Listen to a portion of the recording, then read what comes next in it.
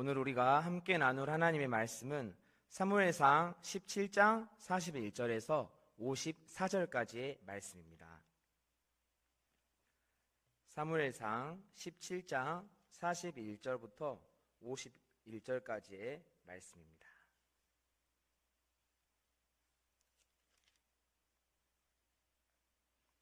제목은 예수님의 이름이 모욕을 당할 때에입니다. 우리 교독하겠습니다. 제가 먼저 읽겠습니다. 블레셋 사람이 방패 든 사람을 앞세우고 다윗에게로 점점 가까이 나아가니라.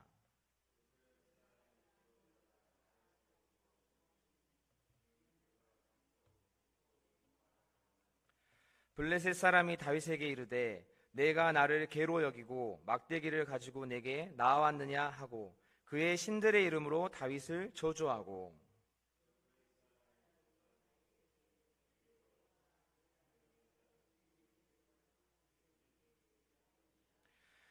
다윗이 블레셋 사람에게 이르되 너는 칼과 창과 단창으로 내게 나아오거니와 나는 만군의 여호와의 이름 곧 내가 모욕하는 이스라엘 군대의 하나님의 이름으로 내게 나아가노라.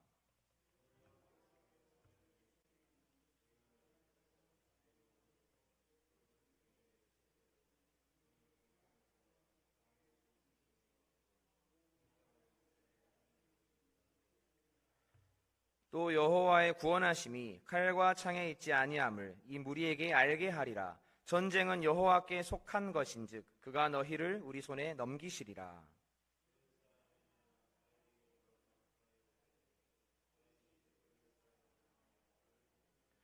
손을 주머니에 넣어 돌을 가지고 물매로 던져 블레셋 사람의 이마를 치매 돌이 그의 이마에 박히니 땅에 엎드러지니라.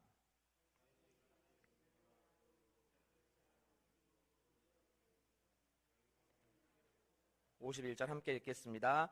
다윗이 달려가서 블레셋 사람을 밟고 그의 칼을 그 칼집에서 빼내어 그 칼로 그를 죽이고 그의 머리를 베니 블레셋 사람들이 자기 용사의 죽음을 보고 도망하는지라. 아멘. 사무엘상 17장에는 성경에서 가장 잘 알려진 이야기 가운데 하나인 다윗과 골리앗의 사건이 기록되어 있습니다.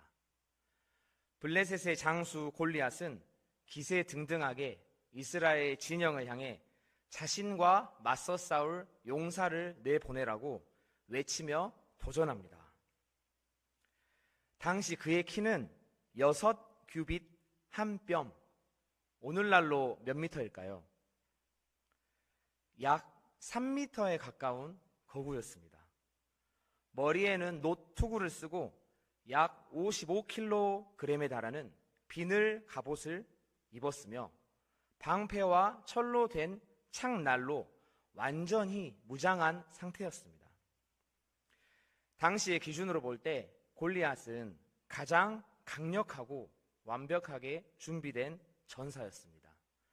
이러한 골리앗의 도전 앞에서 사울과 이스라엘의 반응이 사무엘상 17장 11절에 기록되어 있습니다. 사울과 온 이스라엘이 블레셋 사람의 이 말을 듣고 놀라 크게 두려워하니라. 이때 다윗이 등장합니다. 베들레헴에서 아버지의 양을 치던 목동 다윗은 형들에게 먹을 것을 전해주라는 아버지의 심부름을 받아서 전쟁터인 엘라 골짜기에 도착합니다. 그리고 그곳에서 골리앗이 이스라엘 군대를 조롱하며 하나님을 모욕하는 말을 듣게 됩니다. 이러한 상황 속에서 다윗의 반응이 사무엘상 17장 26절에 기록되어 있습니다. 우리 함께 읽겠습니다. 시작. 다윗이 곁에 서 있는 사람들에게 말하여 이르되 이 블레셋 사람을 죽여 이스라엘의 치욕을 제거하는 사람에게는 어떠한 대우를 하겠느냐? 이 할례 받지 않은 블레셋 사람이 누구이기에 살아계시는 하나님의 군대를 모욕하겠느냐? 아멘. 다윗은 골리앗의 도전을 단순한 전쟁이 아니라 살아계신 하나님의 군대를 향한 도전으로 받아들입니다. 그러한 다윗을 사울은 만류합니다. 너는 소년이고 골리앗은 어려서부터 용사였으니 싸울 수 없다. 그러나 다윗은 그 말에 물러서지 않고 믿음의 고백을 하며 담대히 골리앗 앞으로 나아갑니다. 사무엘상 17장 34절에서 37절까지의 말씀을 우리 함께 읽겠습니다. 시작. 다윗이 사울에게 말하되 주의 종이 아버지의 양을 지킬 때에 사자나 곰이 와서 양떼에서 새끼를 물어가면 내가 따라가서 그것을 치고 그 입에서 새끼를 건져내었고 그것이 일어나 나를 해하고자 하면 내가 그 수염을 잡고 그것을 쳐 죽였나이다. 주의 종이 사자와 곰도 쳤은즉 살아계시는 하나님의 군대를 모욕한 이 할례 받지 않은 블레셋 사람이리이까 그가 짐승의 하나와 같이 되리이다. 또 다윗이 이르되 여호와께서 나를 사자의 발톱과 곰의 발톱에서 건져내었은즉 나를 이 블레셋 사람의 손에서 건져내시리이다. 사울이 다윗에게 이르되 가라 여호와께서 너와 함께 계시기를 원하노라. 하나님의 이름과 그 거룩한 명예가 모욕당하는 것을 견딜 수 없었던 다윗은 손에 막대기와 물매를 들고 담대히 골리앗 앞으로 나아갑니다. 41절입니다. 블레셋 사람이 방패 든 사람을 앞세우고 다윗에게로 점점 가까이 나아가니라. 그 블레셋 사람이 둘러보다가 다윗을 보고 업신여기니 이는 그가 젊고 붉고 용모가 아름다움이라. 블레셋 사람이 다윗에게 이르되 내가 나를 개로 여기고 막대기를 가지고 내게 나아왔느냐 하고 그의 신들의 이름으로 다윗을 저주하고 그 블레셋 사람이 또 다윗에게 이르되 내게로 오라 내가 내 살을 공중의 새들과 들짐승에게 주리라 하는지라. 당시 이스라엘에서는 시신을 장사하지 않고 공중의 새들과 들짐승의 먹이가 되게 하는 것을 죽음보다 더욱 큰 수치로 여겼습니다. 골리앗은 다윗을 향해 너는 그러한 죽음을 맞게 될 것이다 라고 위협하고 있습니다. 그럼에도 불구하고 다윗은 굴하지 않습니다. 그는 오직 하나님의 이름을 의지하여 믿음으로 선포합니다. 우리 45절에서 47절까지의 말씀을 함께 읽겠습니다. 시작. 다윗이 블레셋 사람에게 이르되 너는 칼과 창과 단창으로 내게 나아오거니와 나는 만군의 여호와의 이름 곧 내가 모욕하는 이스라엘 군대의 하나님의 이름으로 내게 나아가노라. 오늘 여호와께서 너를 내 손에 넘기시리니 내가 너를 쳐서 내 목을 베고 블레셋 군대의 시체를 오늘 공중의 새와 땅의 들짐승에게 주어 온 땅으로 이스라엘의 하나님이 계신 줄 알게 하겠고 또 여호와의 구원하심이 칼과 창에 있지 아니함을 이 무리에게 알게 하리라. 전쟁은 여호와께 속한 것인즉 그가 너희를 우리 손에 넘기시리라. 아멘. 칼과 창과 단창이 아니라 하나님의 이름을 의지했던 다윗.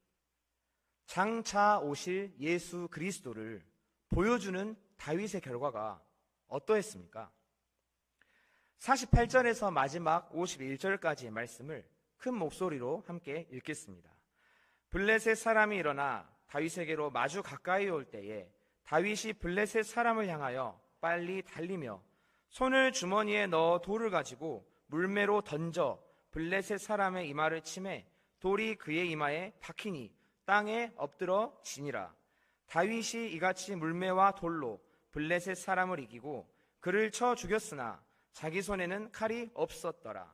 다윗이 달려가서 블레셋 사람을 밟고 그의 칼을 그 칼집에서 빼내어 그 칼로 그를 죽이고 그의 머리를 베니 블레셋 사람들이 자기 용사의 죽음을 보고 도망하는지라.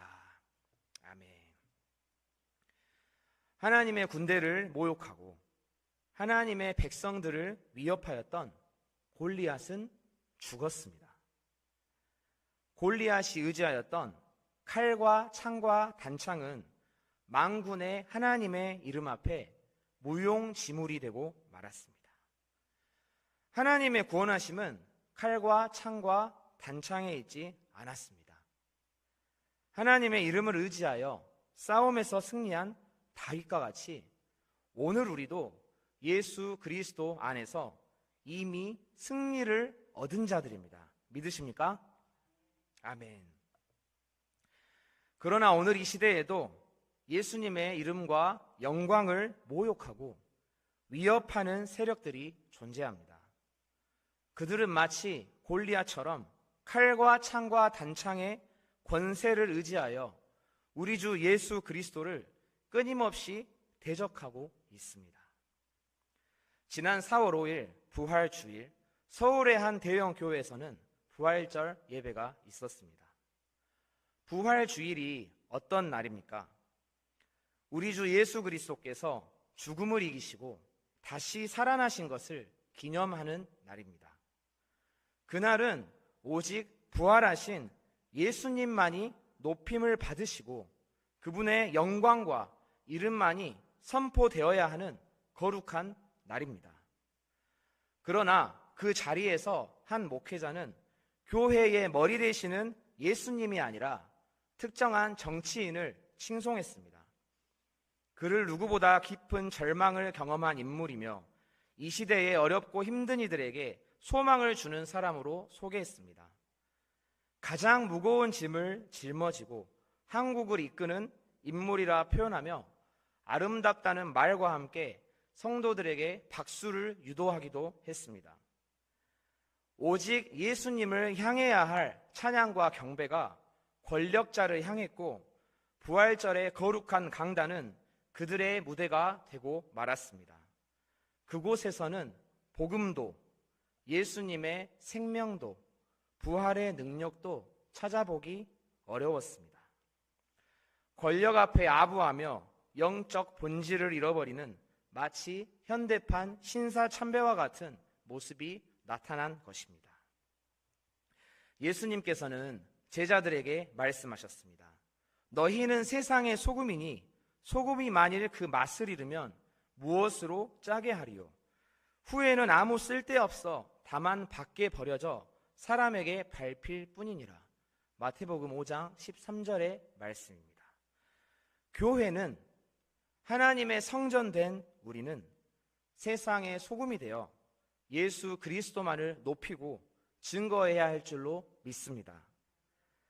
사랑하는 성도 여러분, 오늘날 공산주의와 젠더 이데올로기, 인본주의와 포스트 모더니즘, 종교다원주의와 유신 진화론과 같은 거짓된 사상들이 우리의 나라와 가정 그리고 교회를 위협하고 있습니다. 칼과 창과 단창의 권세를 의지하여 살아계신 예수 그리스도를 모욕하고 하나님의 나라를 대적하는 이러한 세상의 권력 앞에서 우리는 어떻게 살아가야 하겠습니까? 초대교회 시대에 주후 155년경 서머나의 감독이었던 폴리캅이라는 인물이 있습니다. 사도 요한의 제자로 알려진 초대교회 지도자였습니다. 그는 로마의 박해 속에서 체포되어서 재판을 받게 됩니다. 총독은 그에게 이렇게 말합니다. 그리스도를 부인하고 황제를 주라 인정하면 살려주겠다. 폴리캅이 어떻게 이야기했을까요? 그때 폴리캅은 담대하게 대답합니다.